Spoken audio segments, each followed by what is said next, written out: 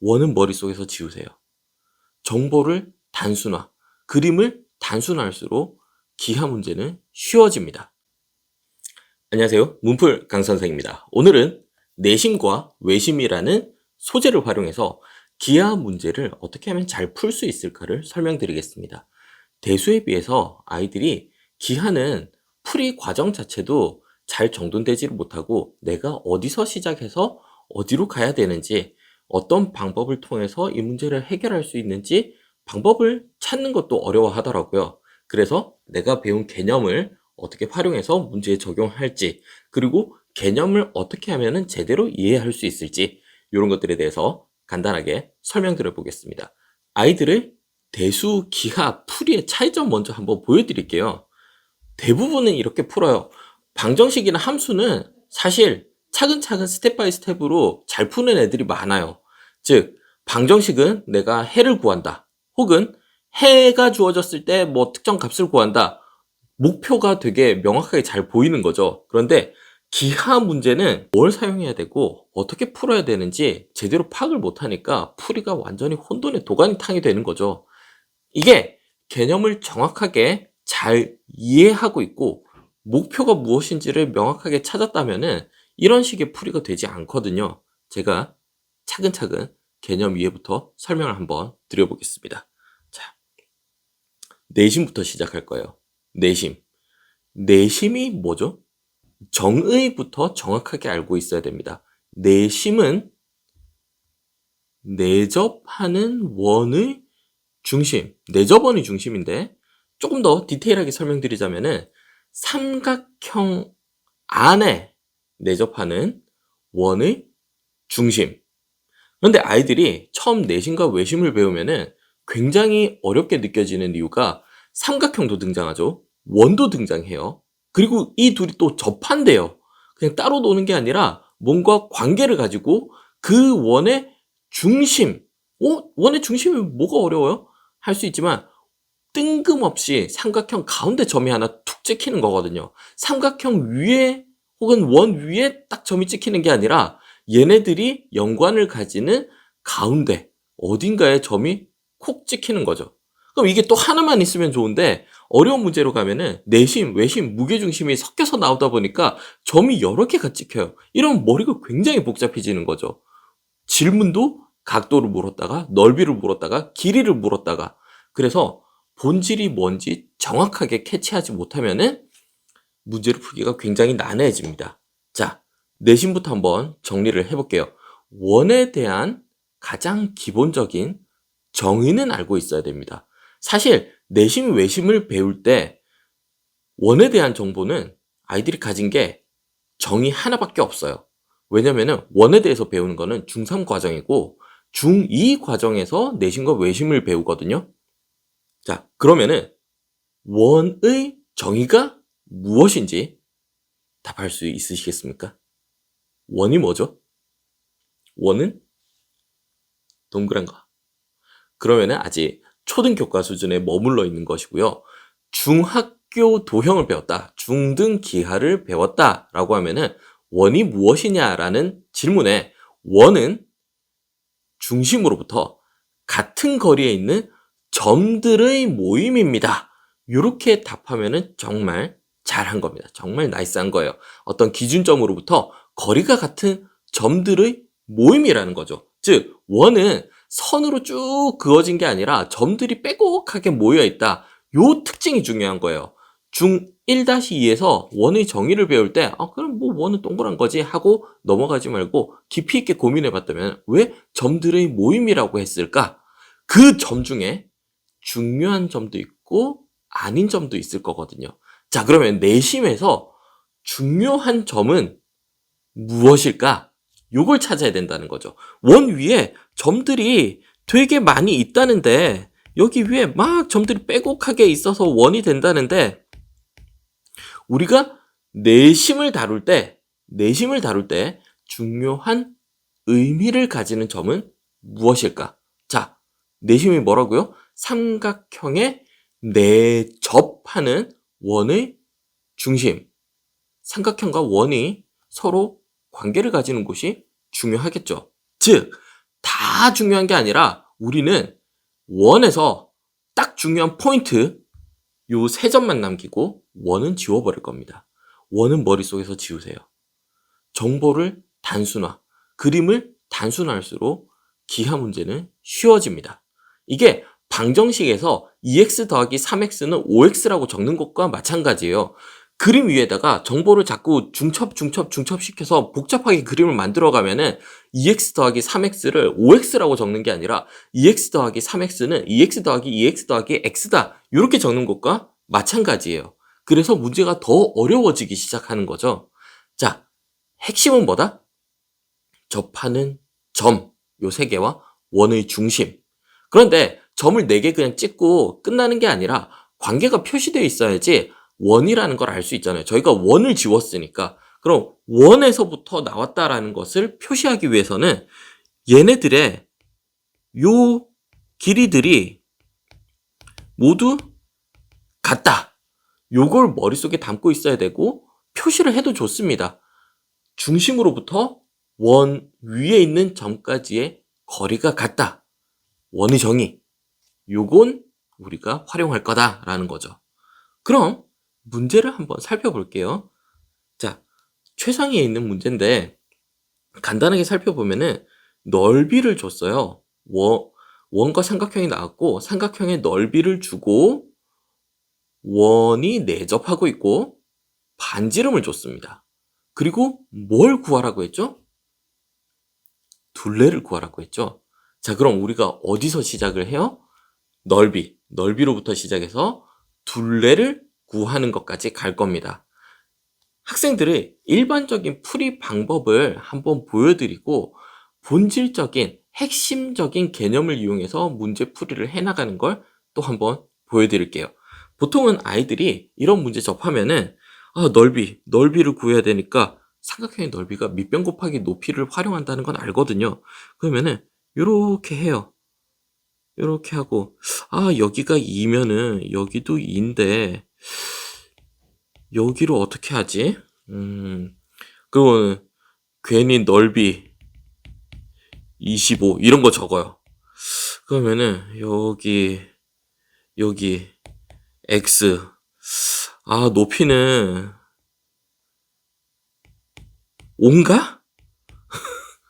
2보다 조금 더 길어 보이니까 이거 반쯤 되는 것 같은데? 여기 반쯤 되는 길이가 위에 또 있는 것 같은데? 그러면은 5인가? 그러면은 여기는 10이 돼야 되는데 그럼 그 다음에 여기는 어떻게 구하지? 이거 어떻게 구하지? 이것도 어떻게 구하지? 둘레를 어떻게 구하지? 이등변 삼각형인가? 이등변 삼각형처럼 생겼는데? 제일 나쁜 방법이에요. 추측하고 있고 그림 위에다가 정보 이것저것 막 덧칠하기 시작하면은 내가 진짜 봐야 하는 것조차도 눈에 안 보여요. 그러면 이제 올바르게 접근하는 걸 한번 보여드릴게요. 자, 원은 지울 겁니다. 삼각형 세로 그리고요. 원은 지울 거예요. 원은 중요한 정보가 아니에요. 원에서 우리가 중요한 정보는 어디? 여기 접하는 점들. 뭐 정확하지 않아도 좋습니다. 대충 접점이 여기에 있을 거고 나는 원의 중심으로부터 거리가 같은 선들이 이렇게 생길 건데 얘네들이 2일 거다. 요것만 놓고 이제 고민을 해보는 거죠. 나는 어디서 시작해요? 넓이 25에서 가야 하는 것은 둘레예요. 둘레를 구해야 되는 거죠. 그럼 둘레를 내가 세팅을 해봐야죠. 그러면 나는 여기를 A라고 하고 여기는 B라고 하고 여기는 C라고 해봐야겠어. 자, 이러고 나서 고민을 하는 거예요. 이 넓이로부터 둘레로 가야 되는데 각각의 변의 길이와 요 4접 원의 반지름 2라는 걸 어떻게 활용할 수 있을까? 사실 여기서 조금 더 나이스해지려면은 돼 있는 게 서로 연관성이 없어 보이잖아요. 이게 한 줄로 이어지거나 특수한 각으로 이루어지거나 하지 않았거든요. 딱 주어진 거는 이게 직각이라는 거. 그러면은 내가 삼각형을 좀 잘라볼까? 즉 요렇게 돼 있는 걸 내가 적당히 요 삼각형 하나하고 요 삼각형 하나하고 요 삼각형으로 따로 생각을 해볼까? 왜? 길이도 잘라져 있고 이도 3개가 나와 있어요. 그럼 이거 따로 내가 다뤄야 되는 거 아닌가? 정보를 조금씩 단순하게 만들어 나가는 거예요. 있는 그림 위에다가 자꾸 정보를 중첩해 가는 게 아니라 있는 정보도 자꾸 쪼개고 심플하게 필요 없는 건 지워 나가는 거. 이게 이 x 더하기 3x는 5x다 라고 정리를 해 나가는 것과 같은 거예요. 자, 식이 점점 정리가 돼가면서 답이 나오죠. 기하도 마찬가지예요. 정리해 나가는데 정보를 위해 중첩해 나가는 게 아니라 잘라서 답을 구할 수 있게 됩니다. 그리고 사실 여기까지 진행하면은 어머님들은 모르시겠지만 아이들은 답을 찾았습니다. 왜냐면은 높이가 2고 밑변이 a인 삼각형의 넓이는 2 곱하기 a를 반으로 나눈 거기 때문에 넓이가 a가 나오거든요. 그럼 얘가 이제 넓이가 a, 얘가 넓이가 b, 넓이가 c예요. 그러면 넓이가 a, b, c이기 때문에 a 더하기 b 더하기 c의 합이 넓이, 전체 넓이 25가 될 거고 우리가 구하는 둘레는 또 a 더하기 b 더하기 c거든요.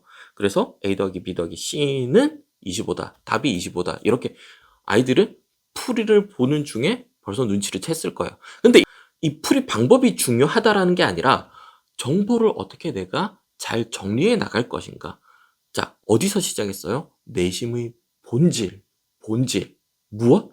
접점까지, 중심으로부터 접점까지의 거리가 같다. 요것만 딱 표시하고 고민하는 거예요. 원도 지워요. 나머지 불필요한 정보 다 지워요. 내가 중요하다라고 생각한 정보만 나타내는 거예요. 그리고 고민해봐요. 이걸 어떻게 내가 넓이에서 시작점 넓이로부터 둘레로 끌고 갈 수 있을 것인가. 근데 내가 활용할 수 있는 핵심 정보는 뭐? 중심으로부터 접점까지의 거리가 같다.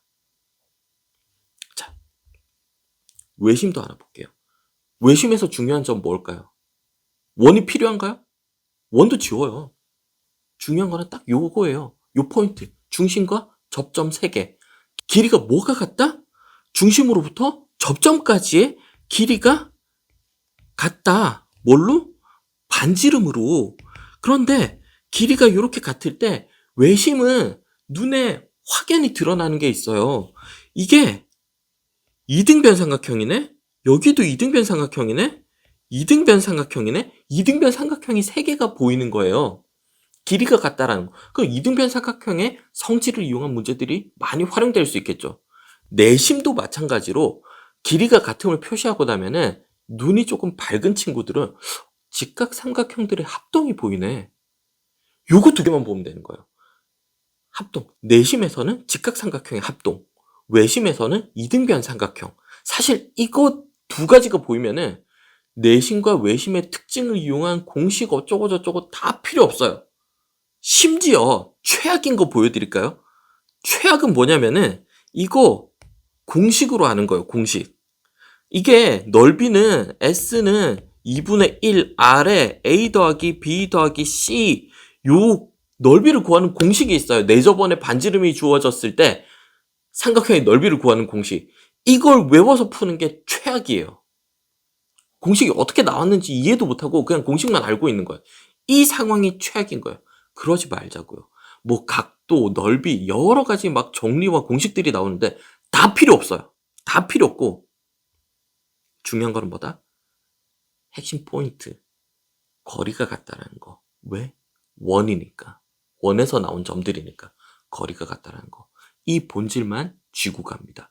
각도를 구하는 공식, 넓이를 구하는 공식 아무것도 필요 없어요. 문제도 한번 보실까요? 자, 원의 삼각형이 안에 들어가 있고 각도가 주어졌어요. 자, 이거 공식으로 푸는 애들은 요렇게 해서 여기 20, 여기 40, 여기는 2배, 60의 2배니까 120에서 답을 쉽게 찾는 것처럼 보이지만 이거 문제 많이 풀다 보면은 어떤 유형이지? 내가 이거 외심? 이게 2배였던가? 아니면은 반으로 나눈 다음에 90을 더 썼던가? 내심 외심 헷갈리기 시작하면서 엉망진창되거든요. 절대 좋은 풀이도 아니고 쉬운 풀이도 아닙니다. 자, 그러면은 본질로부터 시작합니다. 외심이잖아요. 뭐 점이 여기쯤 있을 때 요 길이랑 요 길이랑 요 길이가 같다. 근데 여기는 20이고 여기는 40이래. 아이들 눈에는 뭐가 보여야 된다고요? 이등변 삼각형이요. 이등변 삼각형. 그럼 여기 20, 여기 40. 공식 써서 2배다 하지 말고요. 이등변 삼각형이 있는데 내가 요 삼각형의 각도를 찾고 싶은 거거든요. 근데 삼각형의 내각의 총합은 180인 걸 알고 있기 때문에 20, 20, 40, 40이면은 나머지가 몇 도가 돼야 되는지 아이들 쉽게 찾습니다. 정말 쉽게 찾아요. 굳이 공식 외울 필요 없다는 거. 본질만 찾아 들어가고 핵심 정보만 찾아 들어가고 핵심 정보를 이용해서 내가 어디서 시작해서 어디로 가는지만 찾으면 되는 거예요. 그리고 진짜 조금 어려운 문제, 난이도가 어려운 문제는 이런 식으로 내심과 외심이 동시에 등장합니다. 이렇게 동시에 등장했을 때는 이 문제는 풀 건 아니고요. 자, 삼각형 하나 그려서 외심만 따로 생각해요. 그리고 하나 더 그려서 내심만 따로 생각해요. 요걸 분리해서 정리를 해나가는 게 방정식에서 수식을 순차적으로 정리해 나가는 것과 같은 거라고 말씀드리고 싶습니다. 기하도 대수처럼 풀이 과정을 정리를 잘 해야 돼요. 도형 위에다가 자꾸 덧칠해서 그림 그리지 말고. 최악이 뭔지 알아요? 최악이? 문제가 이게 내심 외심이 낫네? 그러면은 내심 동그라미 외심 동그라미 이렇게 원이 이미 없는데 너무 배려를 해가지고 원을 지우고 문제를 줬는데 내가 원을 그리는 거예요. 원을 그리는 순간에 곡선이 나오는 순간에 문제의 난이도가 확 올라가요. 스스로 난이도를 올리지 말고 주어진 정보에다가 자꾸 덧칠해서 정보를 쌓아 나가지 말고 그건 더 어렵게 가는 길이에요. 쉽게 가기 위해서는 분해, 정리, 지워나가기가 핵심입니다.